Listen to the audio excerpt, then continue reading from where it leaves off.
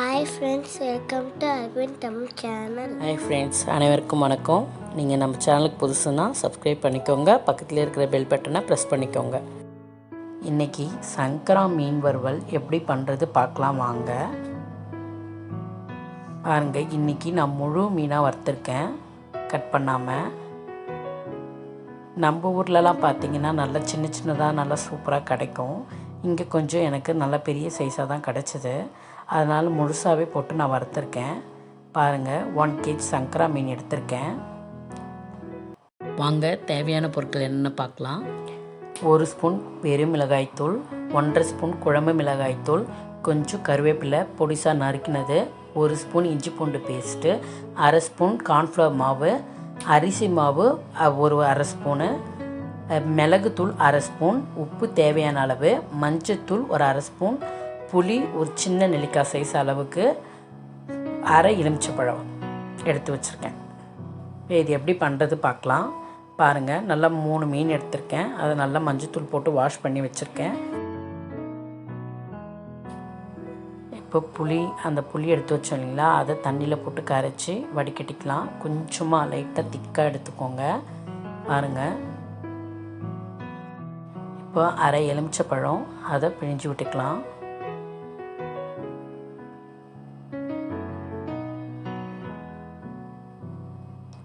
ஒரு ஸ்பூன் இஞ்சி பூண்டு பேஸ்ட்டு,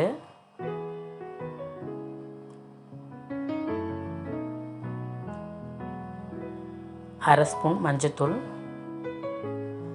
உப்பு தேவையான அளவு, 1 ஸ்பூன் வெறும் மிளகாய்த்தூள், 1.5 ஸ்பூன் குழம்பு மிளகாய்த்தூள்,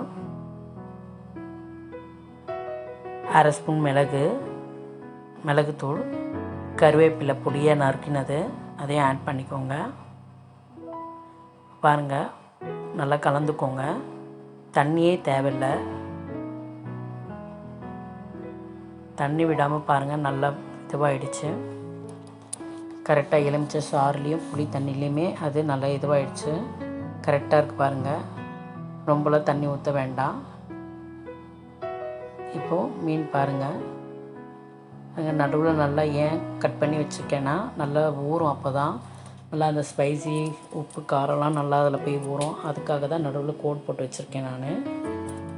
இந்த மாதிரி கட் பண்ணி வச்சிங்கன்னா நல்லா சீக்கிரமாக ஊறிடும், நல்லா டேஸ்ட்டாகவும் இருக்கும். மீன் சாப்பிட்றதுக்கு நல்லா ஃபுல்லாக அப்ளை பண்ணிக்கோங்க.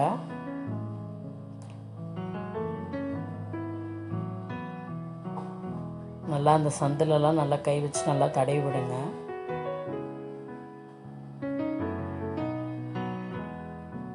உள்ளெல்லாம் நல்லா கை விட்டு நல்லா இது பண்ணி விடுங்க, ஃபுல்லாக தடவி விடுங்க.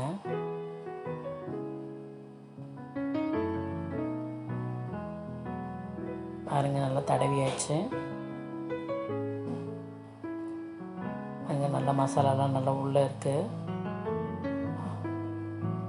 இந்த மாதிரி நம்ம எல்லா மீனுக்குமே தடவி வச்சிடலாம்.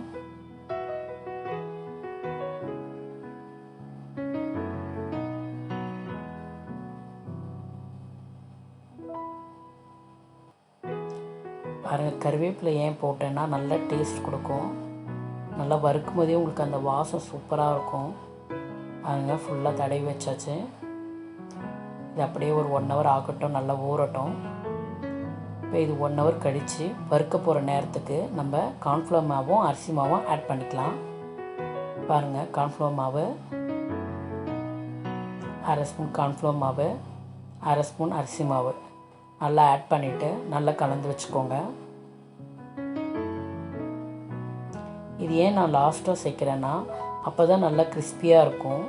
முதலையே நீங்கள் இது பண்ணி வச்சிட்டிங்கன்னா, முதலையே இப்போ எல்லா மசாலாவும் போடும்போது போட்டு வச்சிங்கன்னா அந்த அளவுக்கு கிறிஸ்பி கொடுக்காது. இப்போ லாஸ்ட்டாக பொரிக்க போகிற நேரத்தில் நம்ம எல்லாத்தையும் போட்டு தடவி வச்சிட்டோன்னா பொரிக்கும்போது நல்லா சூப்பராக பொறன்னு வரும். ஃபிஷ்ஷு நல்லா சூப்பராக இருக்கும், சாப்பிட்றதுக்கே நல்லா டேஸ்ட்டாக இருக்கும், கிறிஸ்பியாக. நல்லா ஹோட்டலில் சாப்பிட்ற மாதிரியே இருக்கும். எவ்வளோ சூப்பராக இருக்குது பாருங்கள், கருவேப்பிலெல்லாம் போட்டு நல்லா டேஸ்ட்டாக இருக்கும். நீங்கள் பண்ணி பாருங்கள், தடவி வச்சாச்சு, அவ்வளோதான். இப்போ கேஸ் பற்ற வச்சுக்கலாம், பேன் வச்சுக்கலாம்.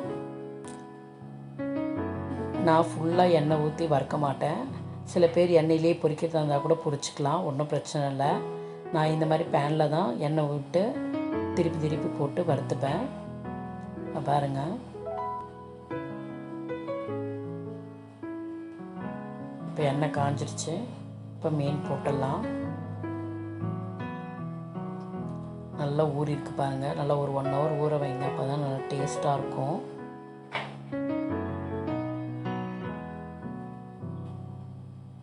திருப்பி விடலாம். இப்போது 2 கரண்டியாக வச்சுக்கோங்க, ஏன்னா இது பெரிய மீன்ன்றதுனால நம்மளால் திருப்ப முடியாது. 2 கரண்டியாக வச்சு திருப்பிக்கோங்க. நல்லா அந்த இடத்துல எண்ணெய் வரா மாதிரி தவாவை நல்லா அப்படி இப்படி இது பண்ணிக்கிட்டே இருங்க. பாருங்கள், நல்லா சைட்லாம் கூட நல்லா திருப்பி விட்டுக்கோங்க. அப்போ தான் அந்த மிளகாத்தூள் ஸ்மெல்லாம் இருக்காது, இல்லைன்னா பச்சை வாசனை அடிக்கும். பாருங்கள், நல்லா சைட்லலாம் நல்லா பாருங்கள் செவந்து வந்திருக்கு. பாருங்கள், நல்லா வந்துருச்சு. அப்படி இருக்கு பாருங்கள், சுட சுட சூப்பராக நல்லா புறப்புறன்னு வந்திருக்கு. இன்னொரு மீனும் போட்டு எடுத்துக்கலாம். இந்த மாதிரி சுற்றி எண்ணெய் விட்டே வறுத்து எடுத்துக்கலாம், நல்லாயிருக்கும். உங்களுக்கு எண்ணெயில் பொரிச்சுக்கிறதாலும் பொரிச்சு எடுத்துக்கலாம். நாங்கள் நல்லா அந்த எண்ணெய் அந்த மீனில் படுற மாதிரி நல்லா தவாவை போட்டு இது பண்ணிக்கிட்டே இருந்தேன். நான் சைட்லலாம் பாருங்கள் நல்லா இந்த மாதிரி திருப்பி திருப்பி விட்டு வறுத்துட்டு இருந்தேன். எண்ணெய் நல்லா அந்த சைடு போய் நல்லா வேகுது.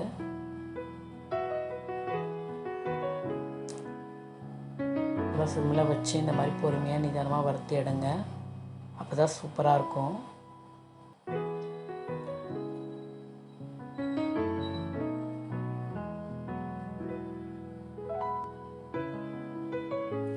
நல்லா வெந்துருச்சு. குழந்தைங்களாம் நல்லா விருப்பப்பட்டு சாப்பிடுவாங்க.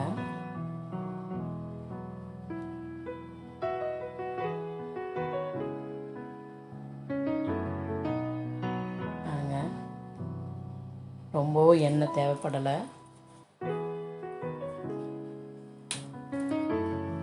வறுத்தாச்சு. எப்படி வந்திருக்கு பாருங்கள். மீன் நல்லா டேஸ்ட்டாக இருக்குது. நீங்கள் செஞ்சு சாப்பிட்டு பாருங்கள், சூப்பராக இருக்கும். எப்படி இருக்குது பாருங்கள். மீன் நல்லா நல்லா மொறுன்னு இருக்கும், சாப்பிட்றதுக்கே நல்லா டேஸ்ட்டாக இருக்கும். நீங்களும் இந்த மாதிரி பண்ணி பார்த்துட்டு கமெண்ட் பண்ணுங்கள். இந்த வீடியோ உங்களுக்கு பிடிச்சிருந்ததுன்னா லைக் பண்ணுங்கள், ஷேர் பண்ணுங்கள். நன்றி.